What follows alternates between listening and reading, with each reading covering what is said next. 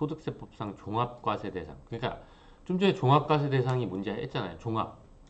그러니까 합산해서 모든 소득을 합산해서 하려고 한다는 거죠. 어떤 기간 동안 장기간에 이루어진 그런 소득, 퇴직이나 양도가 아니라면 다른 소득은 합치겠다는 거예요.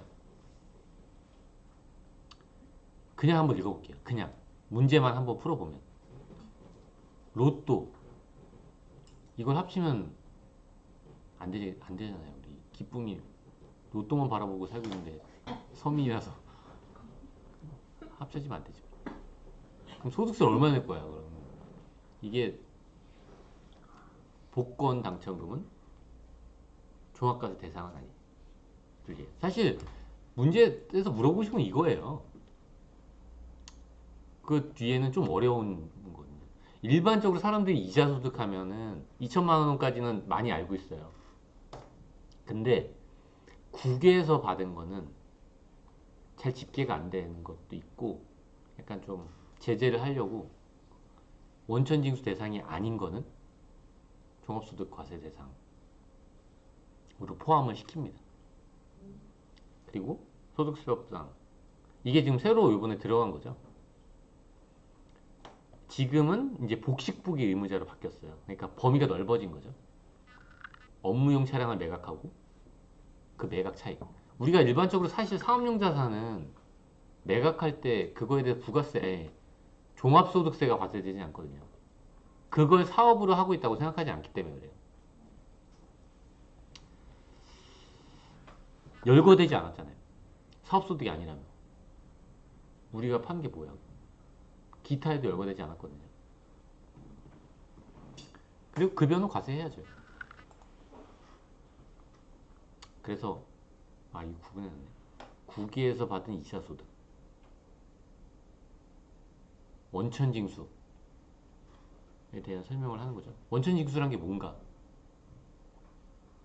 대한 설명. 원천징수는 이제 너무 잘 알고 있으니까. 그러니까 그 중에 하는 거예요. 이자나 배당을 지급하는 자. 사실 이거 말고 요 분류 안에 더 많은 카테고리가 있죠. 우리 지난번에 한번 다른 문제에서 했었잖아요. 주는 주체가 사업자일 수도 있고 아닐 수도 있고 거주자나 비거주자한테 이자나 배당 소득을 지급하면 원천징수인 거예요. 그 사람한테 소득을 구성하면. 근데 어떤 소득인지도 이렇게 정하고 있잖아요. 근데 그 예외 규정으로 원칙적으로 원천징수 대상이 되는데 국외에서 한 거는 원칙적으로 안 된다는 거죠. 그래서 그거는 종합과세 돼야 된다는 거지.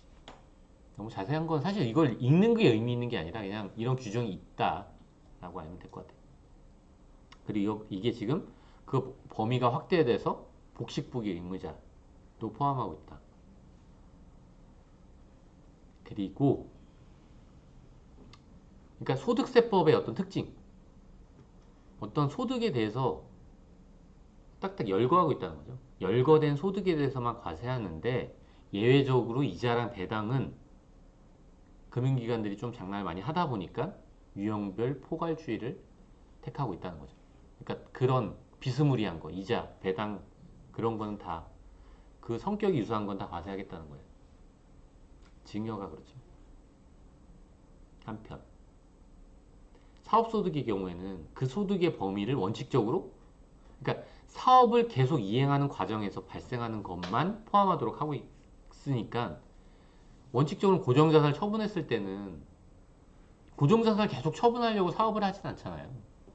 그렇기 때문에 그건 사업소득은 아닌 거예요. 그럼 사업소득이 아니면 어떤 소득이냐? 그건 소득은 소득인 것 같은데 그럼 무슨 소득이냐? 열거되지 않았으니까 과세 대상이 없다는 거예요. 그리고 복식부기 의무자가 매각하는 거 이거 지금 바뀐 규정이죠. 그 총수익 금액에 산입한다는 건 어쨌든 수익 금액에 넣어서 과세하겠다는 거죠. 비용 인정해줬잖아요 지금. 이 업무용 소득차 지금 제한적으로 비용을 인정해줬죠. 그러니까 그 제한적으로 비용을 인정해줬으니까 당연히 팔 때도 수익 금액은 사업소득을 계산할 때 넣으라는 거죠. 로또는 지켜줘야죠. 종합과세 되면 안 돼. 그리고 그러니까 로또라는 게 뭐냐면 기타 소득에 열거되어 있는 것 중에 하나거든요. 일정 금액까지는 20%, 그 이후엔 30%. 예. 원천징수 세율. 이걸로 이제 종료되는 거죠. 그리고 뭐 골동품 양도 이거 무조건 분리과세 되는 거. 선택할 수 있는 거 무조건 그러니까 무조건 종합과세 되는 거 있고 무조건 분리과세 되는 거. 분리과세 되는 게 원천징수 하면서 끝나는 거잖아요. 이건 선택적으로 분리한대요. 그러니까 분리과세에 대해서 너무 뭐 자세하게 할 필요는 없겠지만 이 위에 건 자세하게 할 필요는 없겠지만 요게 뇌물 알선수재 배임 요 뇌물이 종합과세 된다는 걸 알아야 돼요. 이게 또 뭐죠?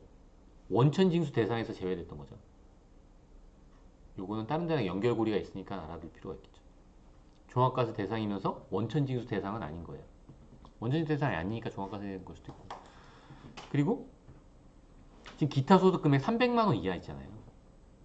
원천징수된 소득은 둘 중에 하나를 선택할 수 있대요. 이 사람이 정말 300만 원밖에 못 받았다면 기타 소득이 세율이 20%거든요. 근데 6%의 최저 구간이 6%잖아 우리. 근데 이 사람은 다른 소득이 하나도 없고 1년 동안 기타 소득 300만 원밖에 없는 사람이에요. 그럼 이 사람한테 세율 20%를 가져가면 너무 억울하잖아요. 그래서 그런 구제할 수 있는 기회는 주겠다. 선택할 수 있다는 거죠. 근데 지급할 때 무조건 떼야 되겠죠. 근데 이 사람이 5월 달에 신고할 때 종합소득세로 신고한다면 이만큼 환급 받겠죠. 6% 범위를 넘어가는 금액만큼은. 그래서 5번에는 2번입니다.